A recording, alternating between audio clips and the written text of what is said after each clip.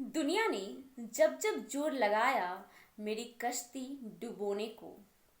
दुनिया ने जब जब जोर लगाया मेरी कश्ती डुबोने को, ऊपर वाले खुद आए मेरी नैया पार लगाने को। हाय फ्रेंड्स, स्वागत है आप सभी का मेरे यूट्यूब चैनल पे। मैं हूँ आपकी दोस्त सविता एंड आज मैं एक स्टोरी लेके आई हूँ। एक बार एक राजा ने बहुत ही आलीशान ठाकुर जी की मंदिर बनवाई और उसमें एक पुजारी को नियुक्त किया। पुजारी जी हर रोज उस मंदिर में पूजा किया करते थे और राजा साहब हर रोज एक फूलों की बहुत ही खूबसूरत माला अपने सेवक के द्वारा पुजारी जी के पास भिजवाया करते थे। और पुजारी जी सुबह सुबह कृष्ण जी की पूजा करते और उस माला को कृष्ण जी को ठाकुर जी के गले में पहना दिया करते थे। और जब राजा साहब उस मंदिर में भगवान के दर्शन के लिए आते, पुजारी जी भगवान के गले से वो माला उतार कर राजा के गले में पहना दिया करते थे। और ये परंपरा चलती आ रही थी।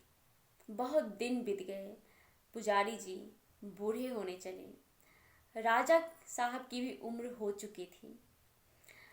एक दिन राजा साहब को कुछ अच्छा फील नहीं हो रहा था, उनकी तबीयत थोड़ी खराब हो रही थी।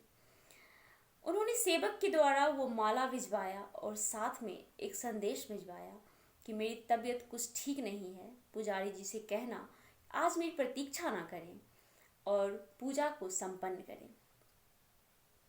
सेवक पुजारी जी के पास गए और सारी बातें बताई। उन्होंने कहा कि राजा साहब की आज प्रतीक्षा ना करें, पूजा कंप्लीट करें।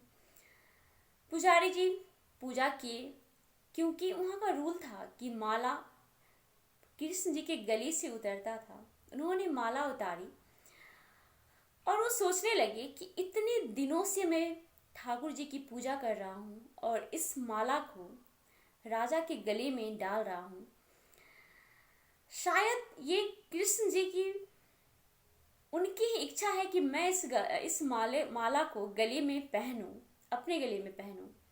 शायद इसीलिए आज राजा साहब नहीं आ रहे हैं।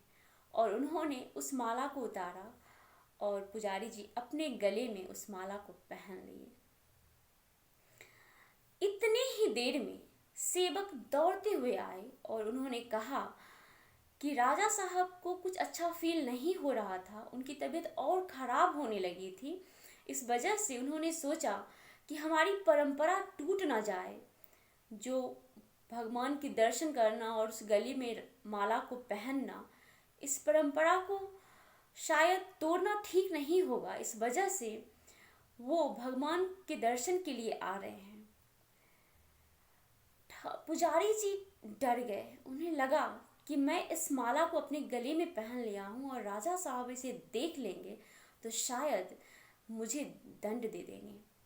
उन्होंने जल्दी जल्दी डर से अपने गले से माला को निकाला और ठाकुर जी के गले में जल्दी से पहना दी।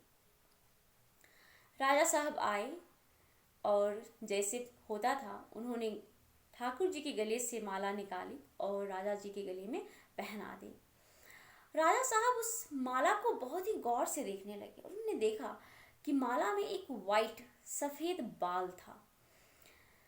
उन्हें थोड़ा सा शक हो गया कि कहीं ये माला पुजारी जी खुद तो नहीं पहन लिए थे। राजा साहब ने पुजारी जी से पूछा कि आपने इस माला को पहले पहना था क्या? तो उन्होंने डर से कहा कि नहीं नहीं नहीं, मैंने नहीं पहना था।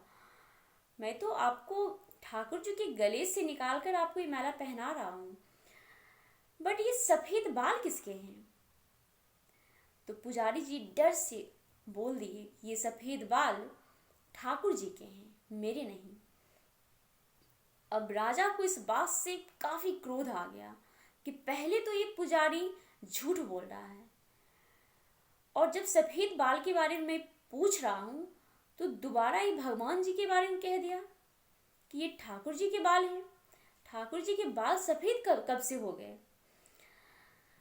राजा को काफी गुस्सा आया और उन्होंने कहा कि पुजारी जी, कल मैं श्रृंगार के समय यहाँ आऊंगा और ठाकुर जी की बाल सफ़ेद नहीं निकले, मैं आपको मृत्यु दंड दे दूंगा। पुजारी जी सारी रात भगवान जी की विनती करते रहे कि मुझे बचा लीजिए। मैं लोभ में आ गया था। मैं सोचा कि आज राजा साहब नहीं आएंगे, इस वजह से मैं इस माला को अपने गले में डाल दिया। मुझे क्षमा कर दें, मुझे क्षमा कर दें और मेरी रक्षा करें प्रभु, मेरी रक्षा करें। और सारी रात पुजारी जी नहीं सोए। सुबह हुआ, राजा साहब पहुंच गए श्रृंगार के पास। उन्होंने देखा, ये क्या, कृष्ण जी के बाल सफेद। पुजारी जी भी शौक थे और राजा साहब भी शौक थे। पुजारी जी सोचने लगे कि मैं तो झूठ बोला था, आज कृष्णा का बाल सफेद क्यों, कैसे। राजा साहब ने जब सफेद बाल देखी तो उन्हें लगा कि पुजारी जरूर कोई चाल चल रहा है, शायद ये नकली बाल हैं। और इस बात की जांच करने के लिए उन्होंने ठाकुर जी के बाल पकड़ के खींच लिए। और जब उन्होंने बाल खींचा तो ठाकुर जी के सर से ब्लड, खून बहने लगा। ये देखकर राजा साहब ठाकुर जी के चरणों में गिर गए और बोलने लगे, कृपया मुझे क्षमा कर दें, मुझे माफ़ कर दें, मैंने इतनी बड़ी गलती की, मैंने आपके बाल खींचे। और तब मूर्ति से एक आवाज़ आई। उन्होंने कहा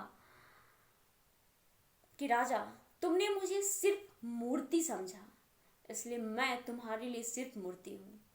और पुजारी जी मुझे साक्षात भगवान समझे। उन्होंने मुझ में रियल जान देखा। उन्हें समझ में आया कि मैं भगवान हूँ, इस वजह से मुझे मेरे बाल सफ़ेद करने पड़े, अपने भक्त की रक्षा करनी पड़ी और अपने सर से खून को बहाना पड़ा। तुम्हें सिर्फ ये समझाने के लिए, ये बताने के लिए कि तुम पत्थर को भगवान मानोगे तो उसमें भगवान साक्षात आ जाएंगे। और अगर तुमने मूर्ति को सिर्फ मूर्ति ही समझा तो तुम्हारे लिए वो मूर्ति ही रहेंगे। फ्रेंड्स, स्टोरी यहीं ख़त्म होती है और स्टोरी से हमें ये सीख मिलती है कि हमें ऊपर बालों पे हमेशा विश्वास बनाए रखनी चाहिए, क्योंकि जब जब आप किसी कठिनाई में होंगे, ऊपर वाले खुद आपके पास आएंगे आपको उस चैलेंजेस से बाहर निकालने के लिए। बस ऊपर वाले पे विश्वास बनाए रखें। Thank you so much. मिलते हूँ नेक्स्ट वीडियो में कुछ न्यू स्टोरी के साथ। तब तक बने रहिए हमारे साथ। Thank you so much. Good night.